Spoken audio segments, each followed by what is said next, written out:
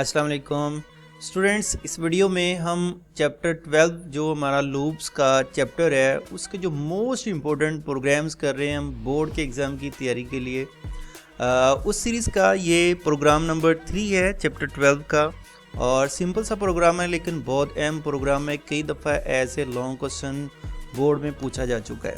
तो चलें इसकी स्टेटमेंट को देखते हैं। सिंपल सी स्टेटमेंट है, write a program that input starting and ending number from user. हमने क्या करना है कि एक ऐसा प्रोग्राम लिखना है जिसमें यूज़र से एक स्टार्टिंग नंबर लेना है और एक एंडिंग नंबर लेना है। और हमारा प्रोग्राम करेगा क्या, then display all even number in the given range using while loop. हमने वाइल लूप को यूज़ करते हुए स्टार्टिंग और एंडिंग नंबर के दरमियान जितने भी इवन हमारे नंबर्स आते हैं उनको डिस्प्ले करवाना है प्रोग्राम की मदद से। चलें देखते हैं इसका कोड। सबसे पहले तो हम प्री प्रोसेसर डायरेक्टिव्स लिखेंगे, फिर मेन फंक्शन को लिख लेंगे और बॉडी स्टार्ट कर लेंगे। अब इसमें 2 वेरिएबल्स डिक्लेयर करेंगे, एक s और एक e के नाम के मैंने 2 वेरिएबल्स बना लिए। s के अंदर स्टार्टिंग वैल्यू यूज़र से ले लेंगे और e के अंदर एंडिंग वैल्यू यूज़र से ले लेंगे। अब हमने प्रॉम्प्ट देनी है यूज़र को, फर्स्ट वन स्टार्ट नंबर के लिए और फिर स्कैन की मदद से वो वैल्यू यूज़र से रिसीव कर लेंगे। इसी तरह एंडिंग नंबर लेने के लिए हम प्रॉम्प्ट देंगे प्रिंट की मदद से, एंटर एंडिंग नंबर और स्कैन से वैल्यू ले लेंगे। अब फर्ज कर लें कि यूज़र ने स्टार्टिंग वैल्यू जो है वो 10 एंटर की है और एंडिंग वैल्यू जो है वो 30 एंटर की है। अब हमारा प्रोग्राम करेगा क्या, उसने स्टार्टिंग 10 से लेकर 30 तक जितने भी इवन नंबर आते हैं, जैसे कि 10 आता है, जैसे कि 12 है, 14 है, 16 है और ये 30 तक जितने भी इवन नंबर आते हैं उनको शो करना है। तो ई और एस के अंदर तो वैल्यू आ चुकी है। अब हमने वाइल लूप को यूज़ करते हुए एक कंडीशन ये लगानी है कि जो एस की वैल्यू है वो लेस देन रहे और या इक्वल टू रहे किसके, एंडिंग तक। तो अगर तो हमारी वैल्यू हुई एस की स्मॉल या इक्वल ई के, तो डेफिनेटली स्मॉल या इक्वल ही होनी है क्योंकि स्टार्टिंग वैल्यू हमारे पास जो है वो है 10 और एंडिंग वैल्यू जो है वो 30 है, फर्ज कर ले। तो ये कंडीशन ट्रू होगी। जैसे ही कंडीशन ट्रू होगी तो हम इनर बॉडी ऑफ लूप के अंदर चले जाएंगे और वहाँ पर ये चेक करेंगे कि क्या जो एस के अंदर वैल्यू है वो इस टाइम इवन है या नहीं। इवन या ऑड को कैसे चेक करते हैं, हम 11 चैप्टर के अंदर ये देख चुके हैं कि अगर कोई भी हमारे पास नंबर हो और उसका मॉडुलस 2 के साथ लिया जाए और उसका रिमाइंडर मतलब बाकी जो वैल्यू बचती है वो 0 आ जाए तो वो इवन नंबर होगा। तो सिंपल हम s जो है उसके अंदर जो स्टार्टिंग वैल्यू है उसका मॉडुलस लेंगे 2 के साथ।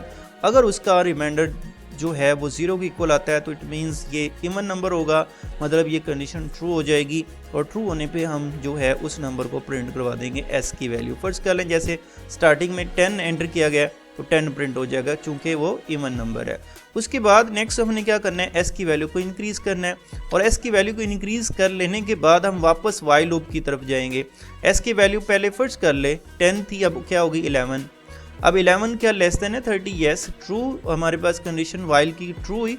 और फिर हम इनर में इफ़ को चेक करेंगे 11। अब इस टाइम s के अंदर 11 है और 11 का अगर मॉडुलस लिया जाएगा 2 के साथ तो वो इक्वल टू 0 नहीं आता, मतलब उसका रिमाइंडर 0 नहीं आता, उसका रिमाइंडर 1 आएगा। तो ये कंडीशन ट्रू नहीं होगी जिससे s की वैल्यू जो है वो प्रिंट नहीं होगी।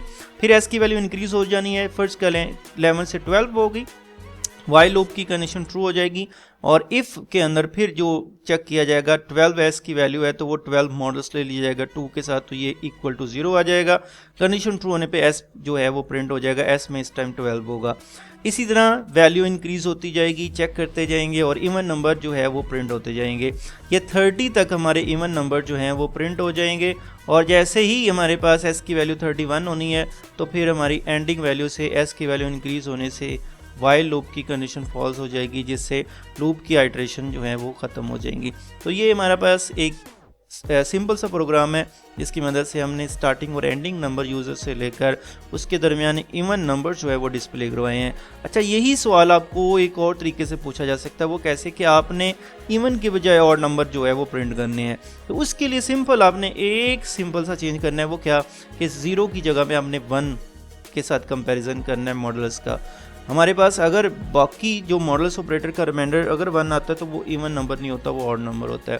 तो इवन के लिए हम 0 लगा देंगे, ऑड के लिए 1 लगा देंगे।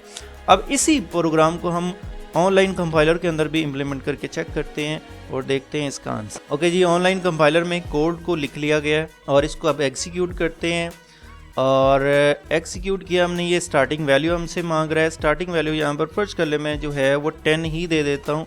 उसके बाद एंडिंग वैल्यू जो है वो मैं 50 दे देता हूँ। और जैसे ही हमने एंटर प्रेस किया तो देखिए 10 से लेकर 50 के दरमियान जितने भी इवन नंबर हैं वो हमारे सामने डिस्प्ले हो चुके हैं। तो नेक्स्ट वीडियो में हम नेक्स्ट इम्पोर्टेंट प्रोग्राम की बात करेंगे। थैंक यू, अल्लाह हाफिज़।